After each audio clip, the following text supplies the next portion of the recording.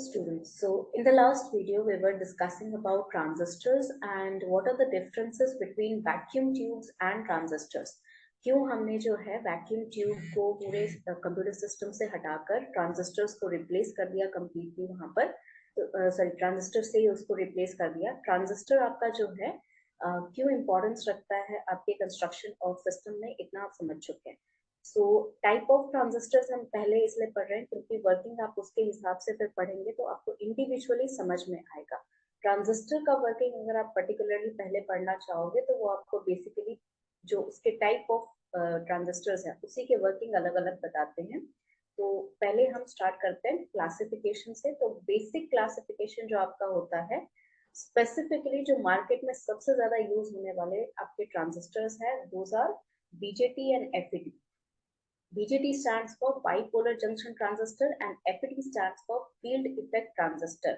इस वीडियो में हम BJT पर ज्यादा फोकस करेंगे. Next video will be on FET, the complete working. So BJT is again classified among NPN and PNP. वो क्लासिफिकेशन आपको कंस्ट्रक्शन में पता चल जाएगा. So BJT पहले जानते हैं क्या है. BJT या आपका बाइपोलर जंक्शन ट्रांजिस्टर जो है, that is basically a transistor that is made from PN junction diode only. But उसमें थोड़ा डिफरेंस ये आ जाता है कि जैसे PN जंक्शन डायोड में आपके पास 2 टर्मिनल थे, यहाँ हमें 3 टर्मिनल चाहिए, जो कि बेसिक डेफिनेशन ऑफ ट्रांजिस्टर में आपने पढ़ा कि transistor is a 3 terminal device. तो ये 3 टर्मिनल बनाने के लिए हम क्या करते हैं, हम दो PN जंक्शंस को मर्ज कर देते हैं.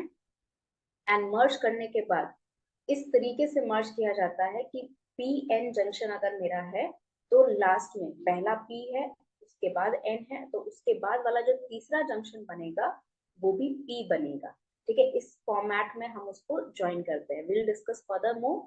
अगेन BJT आपका जो है इस तरीके का, उसका जो वर्किंग है that is used as an amplifier and as a switch. वो आपके जो डिजिटल सर्किट्स हैं या डिजिटल सर्किट्स का जो आपका वर्किंग है उसमें BJT as a switch use होता है. जितने एनालॉग इलेक्ट्रॉनिक सर्किट्स हैं, मतलब इलेक्ट्रॉनिक सर्किट होने के बावजूद they are working on analog signals, that will be providing BJT as an amplifier. वो आपको BJT जो है वहां पर एम्पलीफायर की तरह मिलेगा वहां पर. So construction, again coming back to the construction, how do we construct it. तो हमारे पास जो है बैक टू बैक हम उसको जो है 2 इंडिविजुअल PN जंक्शन को कनेक्ट करते हैं, जहां पर पॉजिटिव जो है उसको P टर्मिनल दिया जा रहा है एंड नेगेटिव को N टर्मिनल दिया जा रहा है. तो हमारा एक 3 लेयर बन जाता है जहां पर या तो PNP या फिर NPN का कंस्ट्रक्शन होगा, जो कि मैं आपको इमेज के थ्रू समझाना चाहती हूँ. देखिए 3 हमारे पास बेसिक टर्मिनल्स थे, इमीटर, बेस एंड कलेक्टर. तो NPN का कंस्ट्रक्शन कुछ इस तरीके से होगा कि PN आपका जो था उसको हमने पलट दिया, तो N के साइड से फिर हमने जो है एक इमीटर रखा, P के साइड पे हमने बेस रखा और उसी P के साथ हमने और एक N टाइप जोड़ दिया which will be our collector. Again PNP में भी वही होगा, PN जंक्शन ऑलरेडी हमारे पास है तो N के साथ हमने और एक P जोड़ दिया, that will be our collector junction. Now आपको डायग्राम में ही थोड़ा दिख रहा होगा, कलेक्टर जंक्शन थोड़ा सा बेस और इमीटर दोनों से ही बड़ा है. सबसे पतला या सबसे थिन लेयर जो आपका होता है that is of base. Emitter आपके बेस से बड़ा है लेकिन कलेक्टर से छोटा रहता है. ये कंस्ट्रक्शन आपको वर्किंग में भी काम आता है बिकॉज आपके जो चार्ज कैरियर्स हैं वो इमीटर से होके कलेक्टर तक जाते हैं या बेस से होके कलेक्टर तक जाते हैं. तो कलेक्टर का मेन काम होता है कि वो आउटपुट करंट को कलेक्ट करे. तो उस वजह से वहां पर क्या हो रहा है कि कलेक्ट करने के लिए ही, इसीलिए नाम उसका कलेक्टर रखा गया है. तो बिकॉज ऑफ दैट वहां पर आपको थोड़ा सा रीजन बड़ा करना पड़ता है. तो वर्किंग में हम डिटेल में जाएंगे. कंस्ट्रक्शन आपको जो है बेसिकली समझ में आ गया. 2 PN जंक्शंस का हम यूज करते हैं और उसी PN जंक्शंस का यूज करके हम यहाँ पर क्या कर रहे हैं, कंस्ट्रक्ट कर रहे हैं BJT, बाइपोलर जंक्शन ट्रांजिस्टर. ठीक है. नाउ कॉन्फ़िगरेशन क्या होता है. कॉन्फ़िगरेशन बेसिकली होता है कि तीनों टर्मिनल को हम किस तरह कनेक्ट करते हैं. मैंने कहा था ना, आपको कोई भी डिवाइस जब कनेक्ट करना होता है तो आप 2 टर्मिनल डिवाइस को पॉजिटिव और नेगेटिव एंड से कनेक्ट करते हैं. जैसे हमारा PN जंक्शन साइड था तो हमने जब उसका बायसिंग पढ़ा था, यानी कनेक्टिविटी विद द वोल्टेज और विद द सप्लाई करंट, तो आपका जो कनेक्टिविटी होता था, हमने ध्यान दिया था कि पी साइड को यानी P terminal of the PN junction को हम positive terminal of the battery से कनेक्ट करते थे और एन साइड को negative terminal of the battery से कनेक्ट करते थे। ये हमारा फॉरवर्ड जंक्शन होता था। तो उसी तरह यहाँ पर भी 3 टर्मिनल है। अब 3 टर्मिनल हमें कनेक्शन के लिए मिले हैं, बट कनेक्शन तो 2 टर्मिनल के बीच ही होगा। तो तीसरा टर्मिनल क्या करेंगे हम? तीसरा टर्मिनल हम करेंगे कॉमन, यानी कि हमारा जो कनेक्शन होगा इनपुट टू आउटपुट, हम एक ऐसा टर्मिनल ले लेंगे जिसको हम इनपुट साइड से भी कनेक्ट करेंगे और आउटपुट साइड से भी कनेक्ट करेंगे। डोंट वरी, वो सर्किट काम करता है, ऐसा नहीं कि वो काम नहीं करेगा। अगर अभी नहीं समझ में आ रहा है तो आप समझ जाइए कि उसका कनेक्टिविटी कैसा हो रहा है। वो आप वर्किंग समझेंगे तो ऑलरेडी समझ जाएंगे उसको। तो यहाँ पर बाइपोलर जंक्शन ट्रांजिस्टर कॉन्फ़िगरेशन का मतलब वही होता है कि हमने किस टर्मिनल को कॉमन लिया और किस साइड से इनपुट कनेक्ट कर रहे हैं, किस साइड से आउटपुट कनेक्ट कर रहे हैं। तो हमारे पास 3 कॉन्फ़िगरेशन है बेस्ड ऑन 3 टर्मिनल्स। पहला है आपका common base terminal. Common base terminal कहने का मतलब ये हुआ कि बेस और इमीटर के बीच में मैंने इनपुट डाल दिया, बेस और कलेक्टर के बीच में मैंने आउटपुट वोल्टेज डाल दिया। यानी कि अगर मुझे इनपुट सप्लाई करना है तो इमीटर एक साइड कनेक्ट होगा उस सप्लाई वोल्टेज में और एक साइड बेस कनेक्ट होगा। अगर मुझे आउटपुट कलेक्ट करना है तो भी मुझे बेस टर्मिनल से कलेक्टर टर्मिनल के बीच का वोल्टेज कनेक्ट कैलकुलेट करना होगा या करंट कैलकुलेट करना होगा to get the output voltage और आउटपुट करंट। यहाँ पर आपका वोल्टेज गेन ज्यादा होता है, करंट गेन ज्यादा नहीं होता है। गेन अगर आपको नहीं समझ में आ रहा है, बेसिकली आपने पढ़ा भी होगा गेन क्या होता है, but still I will remind you. Gain का मतलब होता है कि जितना इनपुट आप डाल रहे हैं उसके कंपैरेटिव आपको आउटपुट कितना मिला, कंपैरिजन किया जाता है। तो जो कंपैरिजन मिल के आ रहा है तो वोल्टेज का डिफरेंस जो है वो ज्यादा है, करंट का डिफरेंस बहुत ज्यादा नहीं है।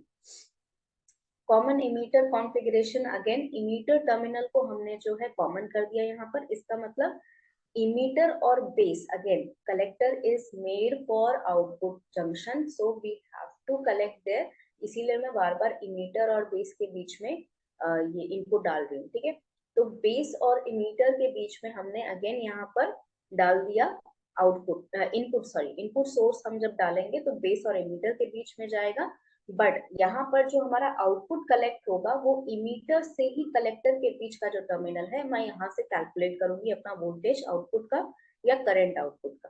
ठीक है, अगेन कॉमन कलेक्टर या कॉमन कलेक्टर कॉन्फ़िगरेशन में वही चीज है कि आपका जो कलेक्टर टर्मिनल है, कलेक्टर टू इमीटर एक कनेक्शन होगा, कलेक्टर टू बेस एक कनेक्शन होगा।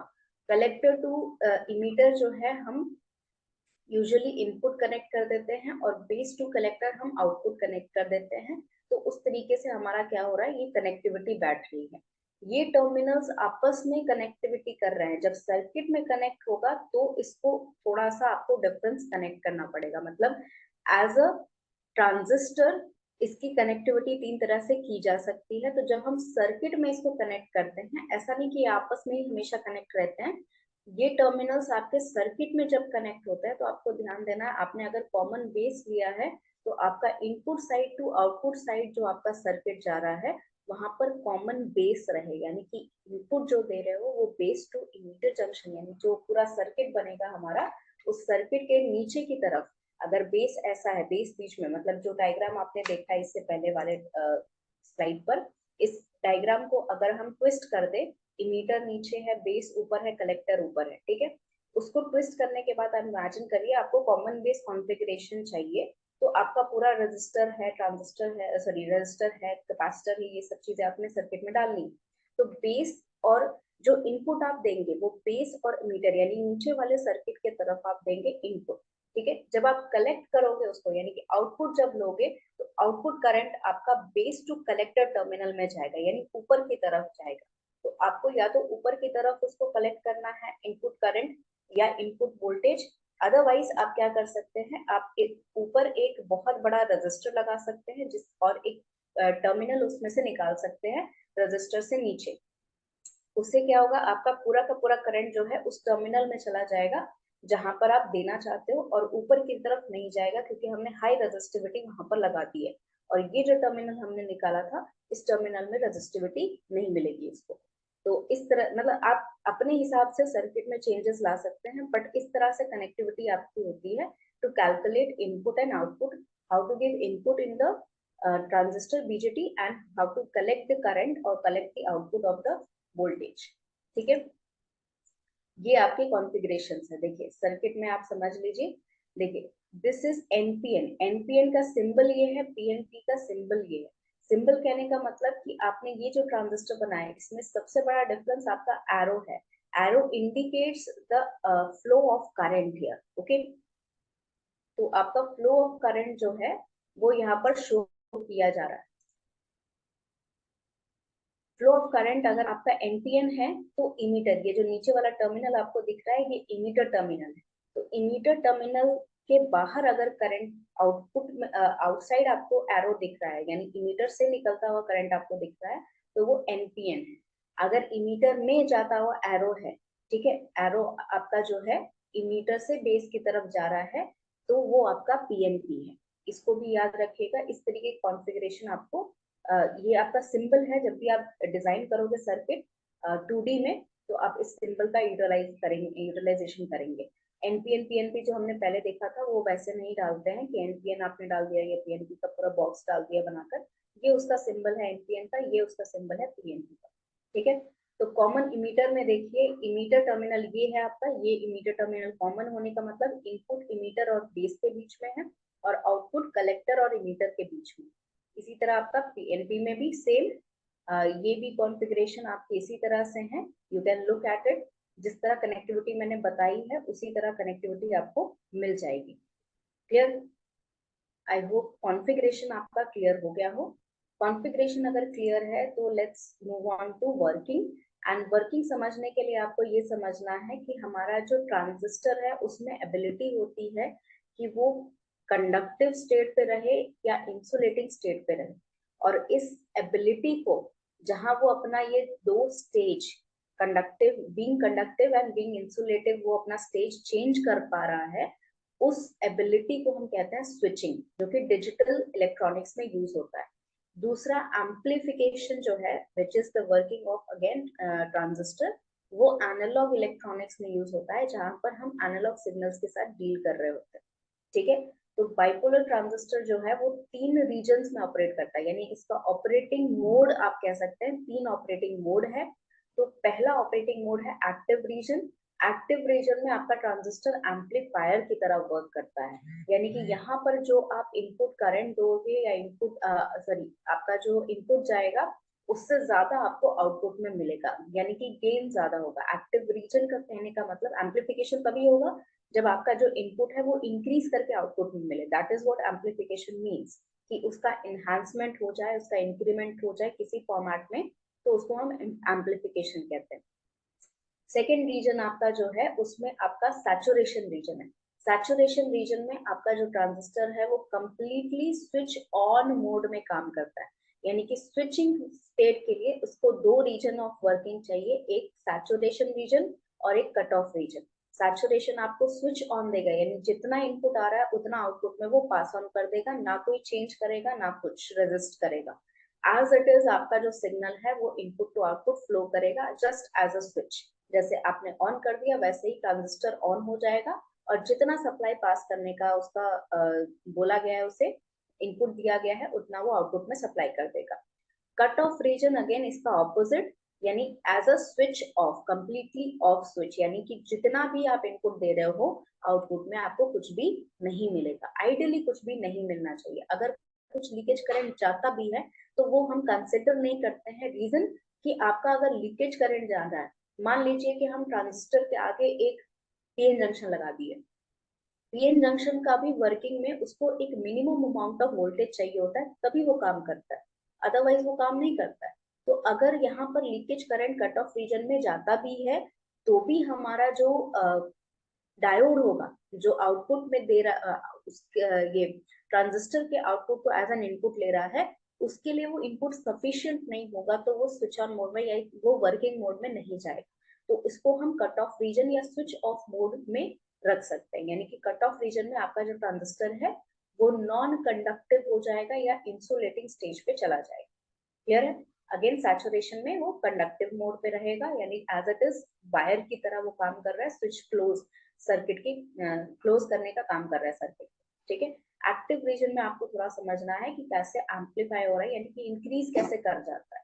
यस, उसको भी डिटेल में पढ़ते हैं। ये आपका वोल्टेज है।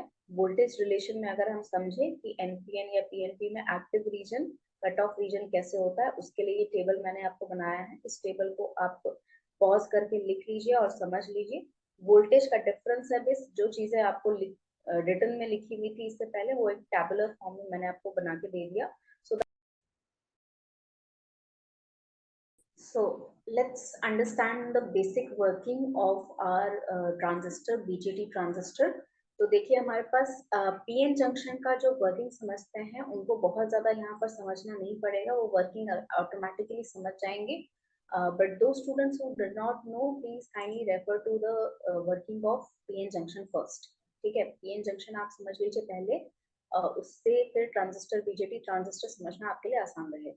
ठीक है, तो let's come to the BJT working. पहली बात आप ये समझिए, आपको मैंने पिछले डायग्राम में बताया था कि इमीटर जो है वो थोड़ा सा आपका कंस्ट्रक्शन में लार्ज होता है, यानी कि उसका जो साइज रहेगा वो इमीटर और बेस से ज्यादा रहेगा। बेस सबसे थिनेस्ट लेयर का होता है। ऑल्सो डोपिंग लेवल में भी डिफरेंस होता है। ठीक है, डोपिंग सबसे ज्यादा इमीटर की जाती है। ठीक है, इमीटर आपका हाईली डोप्ड एलिमेंट रहता है यहाँ पर बीजेटी में, और आपका जो लीस्ट डोपिंग रहेगा वो आपका बेस रहेगा, यानी कि कलेक्टर का जो डोपिंग रहेगा वो इमीटर और बेस के बीच में रहेगा। बेस एकदम आप समझ लीजिए कि बेस का अगर टाइप एन है तो सिर्फ एन बनाने के लिए, यानी कि इसको नेगेटिव टाइप ऑफ सेमीकंडक्टर बनाने के लिए जितना डोपिंग लेवल चाहिए होता है, मिनिमम रिक्वायरमेंट उतनी ही डोपिंग की जाती है। और इमीटर का पी टाइप बनाने के लिए जितने ज्यादा होल्स क्रिएट करने वाले एटम्स वो क्रिएट करें, यानी ट्राइवेलेंट एटम जितने डाल सकते हैं, ठीक है, उतने डाल देते हैं। और यहाँ कलेक्टर के लिए थोड़ा सा ज्यादा, यानी कि जितना बनना चाहिए पी टाइप सेमीकंडक्टर में उससे थोड़ा सा ज्यादा ट्राइवेलेंट एटम डाल देते हैं, ताकि एक्सेस ऑफ होल्स हमें मिले। ठीक है, ये समझ लिया आपने। डोपिंग लेवल क्यों डिफर करता है ये भी आपको पहले ही जानना होगा। डोपिंग लेवल अगर आपका बढ़ता है, डोपिंग लेवल जो है फोर्स करता है, अगर मेरे पास ज्यादा इलेक्ट्रॉन्स है, ज्यादा होल्स हैं, तो वो जंक्शन में पुश करेगा जब उसे फ्लो करना है। इसीलिए हमें डोपिंग लेवल मैटर करता है, ये चीज आप ध्यान रखें। डोपिंग लेवल साधारण चीज नहीं है। अगर डोपिंग लेवल मैंने हाई कर दिया, वही पीएन जंक्शन जो आपका नॉर्मल पीएन जंक्शन था, उसकी डोपिंग लेवल आप हाई कर दीजिए, वो टनल की तरह काम करना शुरू कर देगा। सो डोपिंग लेवल मैटर करता है बहुत ज्यादा। तो यहाँ पर इमीटर का डोपिंग लेवल हमने बढ़ा के रखा हुआ है, क्योंकि इमिट करना काम है इसका। यहाँ से आपका इलेक्ट्रॉन्स और होल्स इमिट होगा बेस के थ्रू जाते हुए। बेस थिन इसलिए रहता है क्योंकि ये जंक्शन पाथ प्रोवाइड करता है, तो बेस के थ्रू होते हुए वो कलेक्टर में जाएगा आउटपुट के फॉर्म में निकलने के। समझ में आया? तो इतना बेसिक वर्किंग आपको समझना है कि इमीटर से इमिट हो रहा है, बेस उसको पाथ प्रोवाइड कर रहा है, और कलेक्टर से कलेक्ट कर रहा है, यानी कि आउटपुट निकल रहा है। ठीक है, तो इमीटर जो है आपका, अब हम पाते हैं कॉन्फ़िगरेशन जो हमने कहा था, कॉमन कॉन्फ़िगरेशन जो हम समझे थे। तो अज्यूम करके चलते हैं कि मान लेते हैं मेरा इमीटर जो है, हम इनपुट कनेक्ट कर रहे हैं यहाँ पर। ठीक है, मेरा एक वोल्टेज मैंने लगाया जो कि मैंने बेस और इमीटर के बीच में कनेक्ट किया। ठीक है, तो ये जो कनेक्शन मैंने किया इसमें ये पॉजिटिव है और ये नेगेटिव है। ठीक है, अब यहाँ पर एक वोल्टेज है जो कि आउटपुट वोल्टेज मेरा आएगा। क्लियर? तो ये आउटपुट वोल्टेज जो हमने लाया, ठीक है, ये आउटपुट वोल्टेज जो है मेरा वी ओ, ठीक है, वी ओ मेरा जो है वो इस फॉर्मेट में हो गया। इसके में थोड़ा सा नीट एंड क्लीन भी बनाना है देखकर, ताकि आपको समझ में आए मैं क्या लिख रही हूँ। तो आपका वी ओ जो है दैट इज और आउटपुट। ठीक है, अब अज्यूम करते हैं कि यहाँ पर मेरा ये जो है पॉजिटिव है और ये नेगेटिव है। तो रीजन जरा देखिए, जो आपको पीएन जंक्शन का वर्किंग समझ में आ रहा है, उस पीएन जंक्शन के वर्किंग में जरा समझिए कि पी टाइप आपका कनेक्टेड है पॉजिटिव टर्मिनल से, इमीटर जो है आपका पी टाइप है, तो ये कनेक्टेड है पॉजिटिव टर्मिनल से। एन जो है आपका that is the base region is connected to the negative region. तो ये क्या हो जाएगा, ये वाला आपका जो जंक्शन है ये हो जाएगा forward bias, right. Now coming to the second junction. Second junction में देखिए आपका जो कलेक्टर है यानी कि ये पी टाइप है, ये नेगेटिव से कनेक्ट हो गया, और ये जो आपका एन टाइप है ये आपका पॉजिटिव से कनेक्ट हो गया, ये हो गया रिवर्स बायस। समझ में आया? अब रिवर्स बायस में आपको पता है कि कंडक्शन डायोड नहीं करता है, आइडियली नहीं करता है, और फॉरवर्ड बायस में आपका जो है कंडक्शन करता है। तो क्या यहाँ पर आपका जो फ्लो ऑफ करंट है वो मिल जाएगा? मिलेगा, but it would not be according to the amplifier और स्विच। ये आपका कट ऑफ रीजन कहलाएगा, क्योंकि ये रिवर्स बायस से कलेक्टर से हम आउटपुट कनेक्ट कर रहे हैं। तो जब कलेक्टर में आ ही नहीं रहा है आपका करंट, या कलेक्टर यहाँ पर फ्लो ही नहीं कर रहा है कुछ, तो क्योंकि ये तो रीजन फॉरवर्ड बायस है ना, तो ये तो फ्लो करवाएगा इलेक्ट्रॉन्स को, ठीक है, बट क्या ये फ्लो करने देगा? नहीं, ये फ्लो नहीं करने देगा। तो मुझे यहाँ क्या करना है, अगर मुझे फ्लो करवाना है तो मुझे थोड़ा सा चेंज करना होगा, यानी कि इसका वोल्टेज मैं पलट दूंगी। कैसे पलट दूंगी? यहाँ पर आपका नेगेटिव कनेक्ट होगा, यहाँ पर आपका पॉजिटिव कनेक्ट होगा, तब ये रीजन भी आपका फॉरवर्ड बायसिंग में चला जाएगा। जब फॉरवर्ड बायसिंग में गया तो दोनों ही रीजन फॉरवर्ड बायसिंग में, यानी दोनों कंडक्शन करेंगे। ऑल्सो और एक चीज ध्यान दीजिए, जब दोनों रीजन फॉरवर्ड बायसिंग में है तो यहाँ के जो होल्स, इमीटर के जो होल्स हैं, ये भी फ्लो कर रहे हैं, ये भी फ्लो में कंट्रीब्यूशन दे रहे हैं, और जो कलेक्टर के होल्स हैं वो भी यहाँ पर करंट में कंट्रीब्यूशन दे रहे हैं। यानी इमीटर में तो जितना हाई अमाउंट ऑफ डोपिंग हमने डाला था, उसके इलेक्ट्रॉन्स, उसके जो चार्ज कैरियर है वो तो जा ही रहा है, उसके साथ साथ जो आपका कलेक्टर है उसके भी चार्ज कैरियर्स कंट्रीब्यूट दे रहे हैं, क्योंकि यहाँ पर भी मॉडरेट लेवल ऑफ डोपिंग की गई है, लोअर लेवल नहीं, मॉडरेट लेवल ऑफ डोपिंग की गई है, यानी कि यहाँ पर अच्छे खासे चार्ज कैरियर्स हैं हमारे पास। तो जब हम फ्लो कर रहे हैं, जब हम फ्लो करवा रहे हैं यहाँ पर, तो आउटपुट करंट क्या हो जाएगा, इंक्रीज कर जाएगा, यानी कि आईसी जो है आपका, यहाँ आईई जो हमने दिया था उससे थोड़ा सा बड़ा हो जाएगा, यानी कि एम्पलीफाई हो जाएगा। यही आपका एम्पलीफिकेशन मोड ऑफ वर्किंग है। कट ऑफ रीजन समझ लिया, एक्टिव रीजन समझ लिया। अब जो आपका सैचुरेशन रीजन है, सैचुरेशन रीजन के लिए आपका जो है ये रिवर्स बायसिंग में जब जाएगा, तो क्योंकि डोपिंग लेवल हमने बढ़ा रखी है, तो जितना करंट जाएगा एज इट इज फ्लो करवाना है, तो वो भी इसमें पॉसिबल किया जा सकता है। अब यही एनपीएन में भी सेम वर्किंग है, यहाँ एन रीजन है तो मुझे ये नेगेटिव कनेक्ट करना है, ये पॉजिटिव कनेक्ट करना है। सेम अगेन, ये पॉजिटिव होना चाहिए बेस मेरा, और ये नेगेटिव होना चाहिए, तब जाके मेरा जो आईई करंट है वो फ्लो करेगा, ठीक है। और फ्लो करके जो मेरा आईसी आएगा, यानी कि आउटपुट करंट आएगा, that will be greater than your input current. That is how amplification is done. तो इसी तरह आप जब इसको वेरियस फॉर्मेट में कनेक्ट करते हैं, रिवर्स बायसिंग, फॉरवर्ड बायसिंग, या forward biasing, reverse biasing, reverse reverse biasing, उस केस में आपका जो है कंडक्शन अलग अलग तरीके से बीजेटी करता है। तो एम्पलीफिकेशन के लिए इस तरीके से होता है, एनपीएन में इस तरीके से होता है। नाउ बिफोर वी एंड, आपको मैं कुछ चीजें बता दूं कि आपका यहाँ पर जो फॉरवर्ड बायसिंग रीजन है या रिवर्स बायसिंग रीजन है, उसमें ये समझिए कि क्या यहाँ पर सबसे ज्यादा इम्पोर्टेंट चीज है वो ये है कि जब भी आप यहाँ पर फ्लो करवा रहे हैं करंट को, या जो भी आपका आउटपुट दिया जा रहा है, उसमें आपका जो रीजन ऑफ कलेक्शन है दैट इज कलेक्टर, ठीक है। जो आप फ्लो करवाना चाह रहे हैं, जहां से आउटपुट आप निकलवाना चाह रहे हैं, वो आपका कलेक्टर है। लेकिन कॉन्फ़िगरेशन भी आपको ध्यान रखना है, कॉमन बेस में आपका सबसे ज्यादा एम्पलीफिकेशन मिलता है, क्योंकि वहां वोल्टेज गेन ज्यादा है। तो वोल्टेज गेन ज्यादा होने से एम्पलीफाई ज्यादा होता है सिग्नल मेरा, ये आपका एक्सपेरिमेंट्स में देखा गया है। तो ये एक तरह से आप कह सकते हैं थ्योरी जो है, प्रैक्टिकल थ्योरम बनाया गया एक तरह होता है ना, कि हमने एक्सपेरिमेंट किया उसके बाद हमारे पास एक थ्योरम निकला। तो एक तरह से आप थ्योरम कह सकते हैं कि आपका जो when you want to use the transistor as an amplifier, आप उसको कॉमन बेस कॉन्फ़िगरेशन में रखते हैं ताकि आपका एम्पलीफिकेशन अच्छे से हो सके। But if you want to use it as switch, तो ये स्विच के लिए जब हम इसको यूज करते हैं तब कॉमन इमीटर कॉन्फ़िगरेशन यूज करते हैं। कॉमन कलेक्टर मेजरली आपका इंडस्ट्री में यूज नहीं होता है, उसका बहुत स्पेसिफिक यूज होता होगा तो होता होगा, अदरवाइज मेजर यूज होने वाला हमारा as an amplifier as a switch है। तो एज एन एम्पलीफायर मुझे क्या चाहिए, कॉमन बेस कॉन्फ़िगरेशन चाहिए। एज एन स्विच मुझे क्या चाहिए, कॉमन इमीटर कॉन्फ़िगरेशन चाहिए। तब जाके मुझे एक बेटर एफिशिएंसी से आउटपुट मिलता है। ठीक है, I hope you understood everything. अगर कुछ नहीं समझ में आया कमेंट सेक्शन में लिख दे, so that I can explain it in the next